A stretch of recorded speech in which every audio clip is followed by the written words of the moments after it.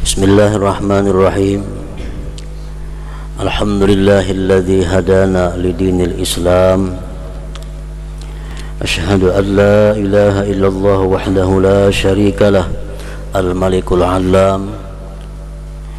Wa asyhadu anna sayyidana Muhammadan abduhu wa rasuluhu afdalul anam.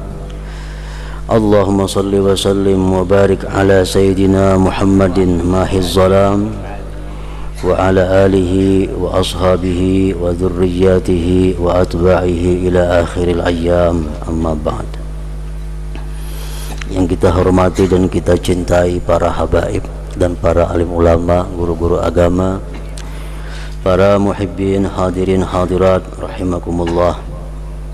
Puji syukur kehadirat Allah subhanahu wa ta'ala selalu kita haturkan atas anugerah, hidayah, taufik dan inayah, sehingga kita dapat berkumpul bersama-sama di tempat yang penuh berkah ini. Dan juga salawat dan salam kepada junjungan kita Nabi besar Muhammad sallallahu alaihi wasallam, dan kepada seluruh keluarga dan para sahabat, zurriyat dan pengikut beliau ila yaumil qiyamah. Para muhibbin rahimakumullah, kita masuk kepada surat yang ke-35 daripada surah-surah Al-Quran. Al-Khamisu wa Thalathun min suril Quran, suratu Fatir, Makiyatun wa ayatuha khamsun wa arba'un.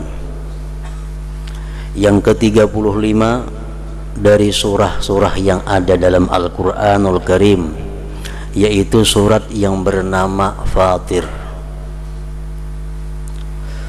Bisa pula surat ini dinamai dengan surat Malaikah.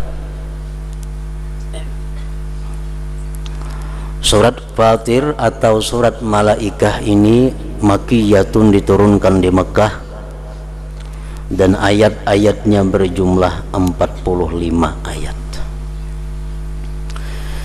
Bismillahirrahmanirrahim. Alhamdulillahi fatiris samawati wal ardi ja'ilil malaikati rusula uli ajnihatin mathna wa thulatha wa ruba' yazidu bil khalqi ma yasha innallaha ala kulli syai'in qadir. Segala puji bagi Allah, fatiris samawati wal ard, pencipta langit dan bumi. Fatir, makanya di sini disebut surat Fatir. Ja'ilil malaikati, yang menjadikan malaikah. Makanya ayat ini pula disebut, surat ini pula disebut dengan surat Malaikah. Allah menjadikan malaikat rusula, sebagai utusan Allah kepada para nabi dan rasul untuk menyampaikan wahyu, kepada para aulia menyampaikan ilham, kepada orang-orang yang saleh menyampaikan melalui mimpi-mimpi yang baik.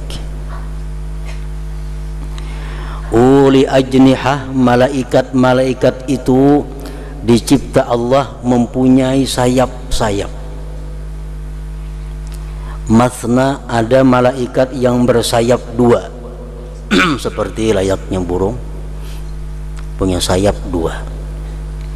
Wa thulatha, ada yang punya sayap tiga.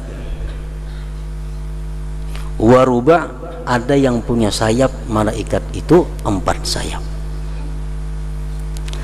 Yazidu bil khalqi ma yasha, menambah Allah pada menjadikannya sesuatu yang Dia kehendaki. Sesungguhnya Allah atas tiap-tiap sesuatu qadir, menguasai. Jadi malaikat itu dicipta Allah bersayap, 2 ada, 3 ada, 4 ada sayapnya, bahkan lebih. Rasulullah sallallahu alaihi wasallam bersabda,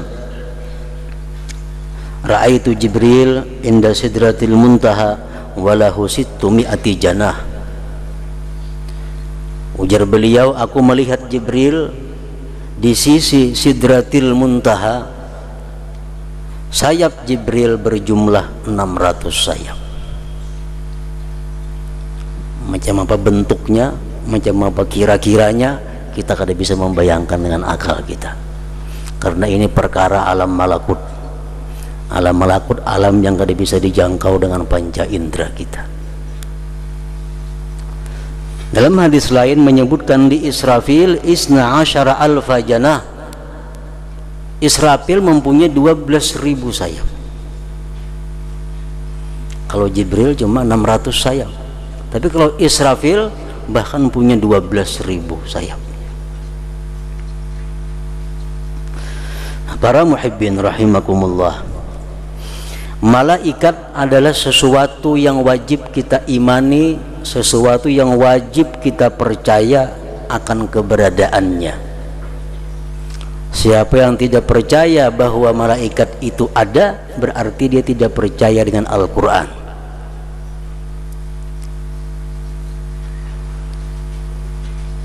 Namun malaikat itu macam apa bentuknya? Disebutkan di dalam beberapa kitab bahwa al-malaikatu hiya ajsamun latifatun nuraniyah qadiratun 'ala at-tashaqquli bi ashkalin mukhtalifah la yusafuna biz-zukurati walal unutha wa la ya'lamu 'adadahum illa Allah ta'ala. Malaikat itu adalah merupakan jisim yang sangat halus, yang sifatnya cahaya. Malaikat itu bisa berbentuk dengan berbagai macam bentuk. Bisa bentuknya seperti burung, bisa seperti manusia, berbagai macam bentuk malaikat.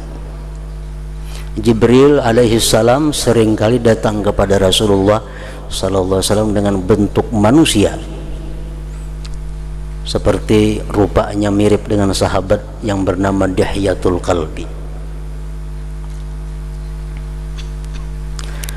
Malaikat itu tidak disifatkan dengan laki-laki dan tidak dengan perempuan.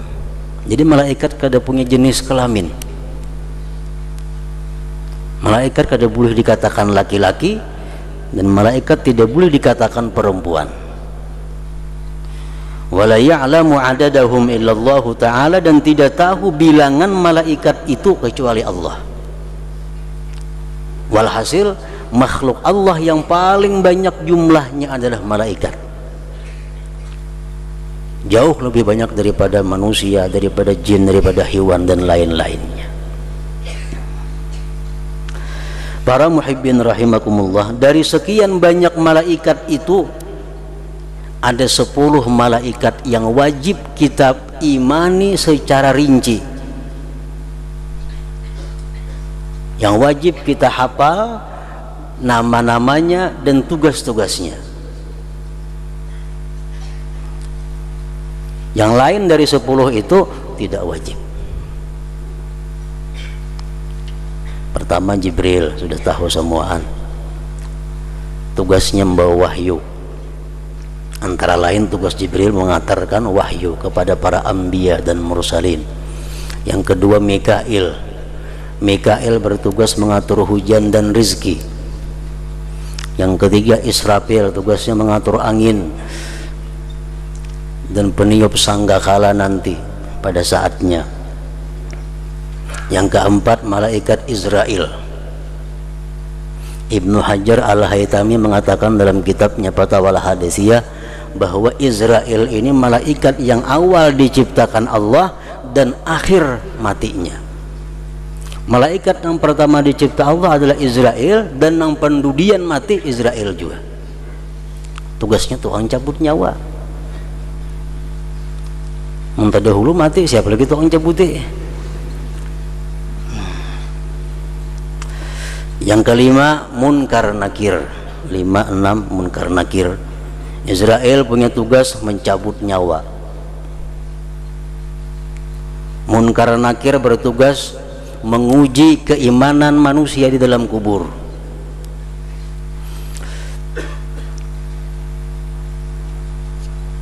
Yang ketujuh, 8 Rakib Atid.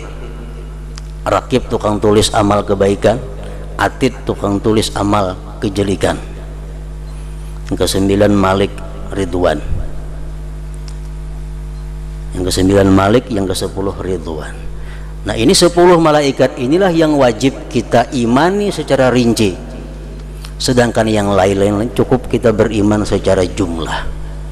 Bahwa malaikat itu banyak, bilangannya tidak tahu, hanya Allah Subhanahu wa ta'ala. Ada lagi malaikat yang disebut dengan hamalatul arash, malaikat yang mengawal arash Allah, berjumlah 8 orang. Itu kita kada wajib mengetahui siapa-siapa ngarannya. Ada lagi malaikat yang namanya Al-Karubin. Karubin ini malaikat yang selalu berkeliling di sekitar arash Allah. Ada lagi malaikatur rahmah, malaikat rahmah, malaikat yang mendoakan kepada Allah agar kita diampuni dosa-dosa kita, malaikat yang memintakan ampun terhadap kita, malaikatur rahmah. Ada lagi malaikatul azab, malaikat azab, malaikat yang bakal menyiksa kita di akhirat nantinya. Nah, jumlah-jumlahnya hanya Allah Subhanahu wa ta'ala yang tahu persisnya berapa. Para muhibbin rahimakumullah, malaikatur rahmah, malaikat rahmah ini yang selalu kita harapkan jangan jauh daripada kita. Kalau kita selalu dikelilingi oleh malaikat rahmah, maka kita akan menjadi orang yang beruntung, karena dia selalu memintakan ampun kepada Allah terhadap dosa-dosa yang pernah kita lakukan.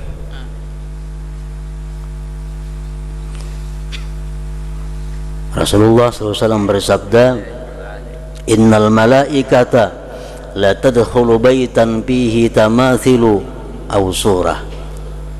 Sesungguhnya malaikat, maksudnya adalah malaikat rahmat ini, malaikat yang memohonkan ampun kepada Allah terhadap dosa-dosa kita. Malaikat-malaikat itu tidak mau masuk ke dalam satu rumah yang di situ ada patung-patung hewan atau patung manusia. Patung yang sempurna, mulai kepala sampai batisnya lengkap. Patung kuda, patung burung, patung ayam, patung gajah. Malaikat kadang mau dekat dengan itu. Maksudnya malaikatur rahmah.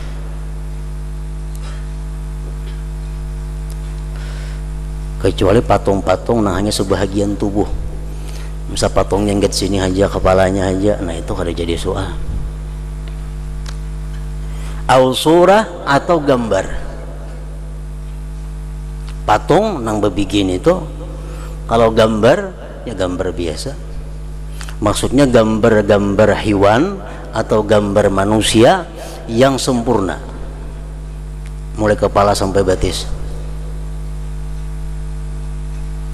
Gambar wali bang, hadis tidak ada mengecualikan gambar siapapun. Ini hadis tidak ada mengecualikan kecuali gambar nabi umpamanya kada ada, atau gambar wali kada ada. Setiap gambar yang sempurna dari kepala sampai batis itu dianggap adalah surah, gambar yang bila diletakkan di rumah kita, malaikat rahmat tidak akan naik ke dalam rumah. Malaikat rahmat kada mau naik, lawanannya mau naikkan malaikat azab. Nya kada mau tergabung dua, ada malaikat azab, ada berjauh malaikat rahmat. Malaikat rahmat sudah berisian rumah, kada mau datang malaikat azab. Kalau gambar nangget sini aja pas foto ya kada jadi masalah.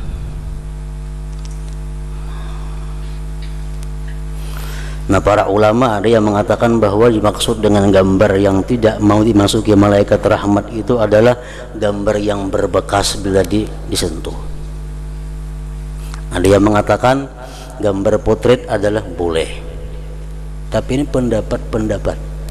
Kalau kita ambil apik, kalau kita ambil ihtiyat di dalam rumah kita, apalagi di tempat di mana kita beribadah kepada Allah, jangan ada satupun gambar yang akan membuat tidak mau masuknya malaikat rahmat itu. Para muhibbin rahimakumullah, malaikat azab, wajib kita percaya bahwa malaikat azab itu ada. Seringkali disebut dengan malaikat az-zabaniyah. Malaikat zabaniyah, malaikat yang bertugas menyirit kita ke dalam neraka. Kepalanya zabaniyah ini berjumlah 19 orang. Anak buahnya hanya Allah yang tahu. Rasulullah SAW bersabda, "Man arada ayyunjiyahullah minaz zabaniyati 19 falyaqra bismillahirrahmanirrahim fa innaha 19 harfa liyaj'alallahu bikulli harfin minha najatahu min wahidin minhum." Rawahu Tsalabi. Ujar Rasulullah, siapa hendak selamat daripada malaikat zabaniyah, siapa hendak selamat daripada malaikat azab yang berjumlah 19 orang, baca jar Nabi kita bismillahirrahmanirrahim. Karena bismillahirrahmanirrahim itu jumlahnya 19 huruf. Malaikat zabaniyah pun jumlahnya 19 orang. Satu huruf daripada bismillahirrahmanirrahim mencukupi untuk satu orang malaikat zabaniyah. Kalau kita membaca Ratibul Atas, kita membaca itu bismillahirrahmanirrahim, bismillahirrahmanirrahim, bismillahirrahmanirrahim. Dalam Ratibul Atas itu ada dibuat.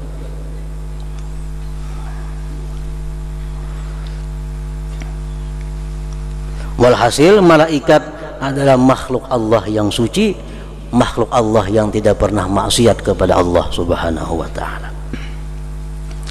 Para muhibbin rahimakumullah, surat Fatir atau surat malaikat ini memberikan kita banyak petunjuk di dalamnya, atau arahan-arahan yang mestinya kita jalankan dalam kehidupan ini. Antara lain adalah pada ayat 5 surat tersebut, ya ayyuhan nas inna wa'dallahi haqq fala taghurrannakum billahil gharur. Ayat 5 artinya, wahai manusia, sesungguhnya janji Allah itu benar adanya. Setiap kali Allah berjanji pasti akan ditepati. Setiap kali Allah berjanji akan terjadi. Fala taghurrannakum billahil gharur, jangan memperdaya akan kamu dengan Allah oleh syaitan yang menipu itu. Jangan sampai kita diperdaya oleh syaitan. Sebabnya apa yang dijanjikan Allah itu pasti terjadi, sedangkan apa yang dijanjikan oleh syaitan pasti palsu. Al-Quran banyak mengandung janji-janji Allah Subhanahu wa ta'ala. Kita yakini, seyakin-yakinnya dalam hati kita bahwa yang dijanjikan Allah itu pasti akan terjadi. Innallaha la yukhliful mi'ad. Allah tidak pernah menyalahi janjinya. Kita ambil satu contoh janji Allah Subhanahu wa ta'ala di dalam Al-Quran, yamhaqullahu riba wa yurbis sadaqat wallahu la yuhibbu kulla kaffarin athim. Ini Allah memberikan janji. Ujar Tuhan, yamhaqullahu riba, Allah akan menghancurkan riba. Wa yurbis sadaqat, dan Allah akan mengembangkan sedekah. Dan Allah tidak cinta akan orang-orang yang kafir dan berdosa. Jadi riba sangat dekat dengan kekafiran. Ini Allah berjanji, orang yang riba akan dihancurkan Allah. Orang yang bersedekah akan dikembangkan oleh Allah Subhanahu, disuburkan oleh Allah Subhanahu wa ta'ala. Para ahli tafsir mengatakan, yamhaqullahu riba, Allah menghancurkan, memusnahkan riba, mencakup pelakunya, pelaku riba. mencakup harta riba, mencakup segala yang ada sangkut paut dengan ribanya. Hadis Rasulullah lebih jelas, la'anallahu riba, Allah mengutuk riba. Allah mengutuk riba. Wa akilahu, orang yang makan harta riba, wa mukilahu, yang mewakilkannya, wa katibahu, yang menuliskannya, wa syahidahu, dan yang menyaksikannya. Nah, Allah akan menghancurkan riba. Artinya orang yang riba itu dirinya akan hancur. Hancur apanya? Hancur keimanannya. Hartanya bangkrut. Artinya bangkrut. Kenapa sih anu tupang sugiha makanya riba? Belum lagi. Belum. Janji Allah pasti benar. Janji Allah kada pernah berdusta. Nah, fala taghurrannakum billahil gharur, jangan terperdaya dengan syaitan. Syaitan akan membisiki hati kita. Ayo ja riba, gawe aja kada apa-apa. Kayaknya nyaman aja kamu tubat kepada Allah. Ikam begawe dulu riba, kayaknya tubat. Allah Maha Pengampun ya syaitan, Allah Maha Penyayang. Bujur aja pun syaitan. Cuma tujuannya adalah menipu kita agar kita melakukan riba.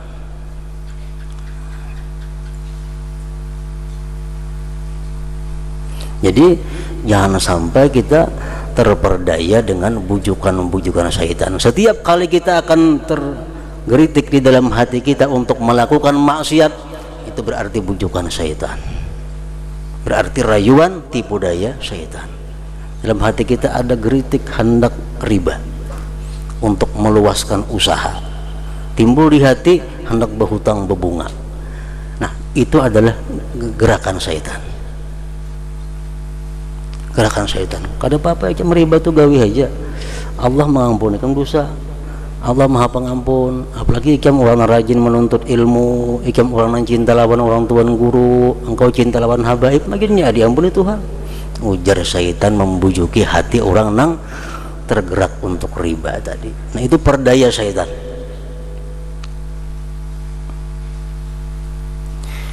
Wa yurbis sadaqat, dan Allah Subhanahu wa ta'ala akan menyuburkan sedekah. Orang yang bersedekah diganti 10. Kenapa aku bersedekah? Kan ada ganti-gantinya. Allah pasti benar. Apakah digantikan dalam dunia atau di akhirat nanti? Pokoknya setiap sedekah yang kita lakukan, asalkan dengan benar sedekahnya, pasti akan Allah kembangkan sedekah itu. Hadis Rasulullah mengatakan, satu suap yang kita sedekahkan itu akan digandakan seperti gunung Uhud. Bisa dalam dunia, bisa di akhirat, akan dibayar oleh Allah Subhanahu wa ta'ala. Pokoknya pasti akan terjadi. Nah, para muhibbin rahimakumullah, dalam kita bersedekah itu pun kita kadang akan lepas daripada tipu daya syaitan. 5 langkah syaitan sekurang-kurangnya akan menggoda kita, akan berusaha membujuk kita agar tidak bersedekah. Begitu kita hendak bersedekah, syaitan datang kepada kita dengan perdayanya. Ya syaitan nang apa ikam bersedekah? Ikam bercari tuh banting tulang siang malam penyewaan, disedekahkanlah duit. Nah, itu bujukan daripada syaitan. Kalau orang nang bersedekah nih orangnya beriman, nang hendak bersedekah nih orangnya punya ilmu, dia akan bisa menjawab syaitan. Oh, kadang aku kada bersedekah. Bersedekah itu adalah bukan mengurangi harta, tapi justru menyuburkan hartaku. Al-Quran sudah mengatakan demikian. Sedekah akan menyuburkan harta, dan sedekah adalah menyebabkan aku dicintai Allah dan Rasulnya. Lebih baik aku bersedekah. Nah, kalau kita pintar, kita akan menjawab demikian bujukan syaitan. Dan syaitan kada habis sampai di situ.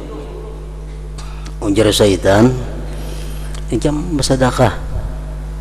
Anak ada banyak halus lagi tuh. Mau ikam bersedekah, ikam mati kayak pemakan gina anak ikam. Rumah masih menyewa lagi. Anak berempat berlima nang halus. Kemana kenainya? Siapa nang beri makaninya? Ini adalah bujukan saya agar kita jangan bersedekah. Kalau kita pintar, kalau kita punya ilmu, kita punya iman, kita akan bisa menjawab. Syaitan, itu anak-anakku adalah urusan Allah Subhanahu wa ta'ala.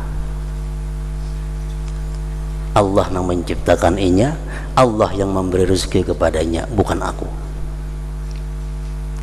Dan harta yang ku sedekah ini akan jadi berkah yang kembali kepada anak-anakku. Tetap bersedekah, masih digoda oleh syaitan. Yang ketiga, kalau kita masih kuat dorongan bersedekah, syaitan datang lagi.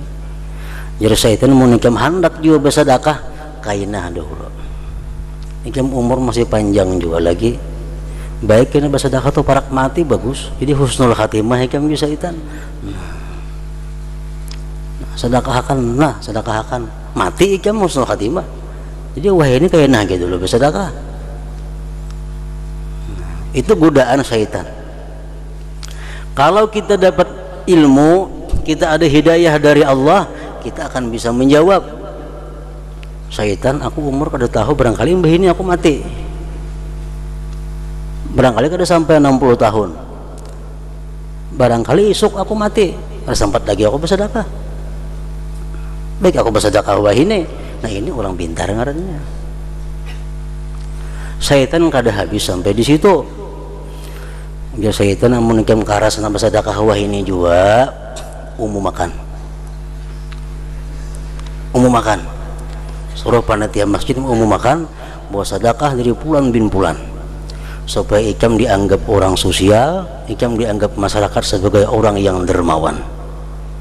Nah, artinya apa? Kita kada ikhlas jadinya. Kita kada ikhlas. Jadi bersedekah pahalanya kada ada. Kita kada dapat pahala berarti kemenangan syaitan. Nah, kita dapat ilmu, kita dapat hidayah dari Allah, kita akan bisa menjawab. Kalau kayak itu udah ikhlas syaitan artinya. Kada ikhlas aku dosa dapat pahala kada ada. Napa gunanya kada ikhlas? Bersedekah secara sembunyi-sembunyi. Bersedekah secara sembunyi-sembunyi. Akhirnya syaitan kalah. Ampihlah syaitan, kada ampih laginya. Tuntung kita bersedekah sembunyi-sembunyi, datang lagi syaitan. Nah, sekarang ikam syaitan orang yang mulia. Ikam sekarang orang yang hebat di sisi Allah. Ikam orang yang mulia di sisi Allah. Ikam orang yang ikhlas bersedekah. Amun kita maihakan bujukan syaitan itu, kita ngarannya sifat ujub akan timbul. Ujub akan mengurangi nilai pahala amal ibadah kita. Nah, kalau kita pintar, kita punya ilmu, kita akan bisa menjawab, wahai syaitan, aku beribadah, aku bersedekah itu sembunyi-sembunyi adalah anugerah daripada Allah, bukan karena kemuliaan diriku, tapi itu hidayah, inayah semata-mata dari Allah Subhanahu wa ta'ala. Nah, hanya kita selamat sedekah kita. Al-Quran mengatakan fala taghurrannakum billah al-gharur. Jangan sampai kamu terperdaya oleh bujuk rayu daripada syaitan yang terkutuk itu. Dia akan menggoda kita, kalau bisa kita bermurtad. Kalau kada kawa murtad, kita hanya membujuk kita supaya kita jangan beribadah. Inya kalah juga supaya ria ibadah kita. Walhasil kalau kita masuk neraka, berarti kita akan mengawani inya dengan syaitan dan kawan-kawannya. Itulah tujuan daripada syaitan, menambah kawan sebanyak-banyaknya, mengajak kawan sebanyak-banyaknya untuk masuk ke dalam neraka.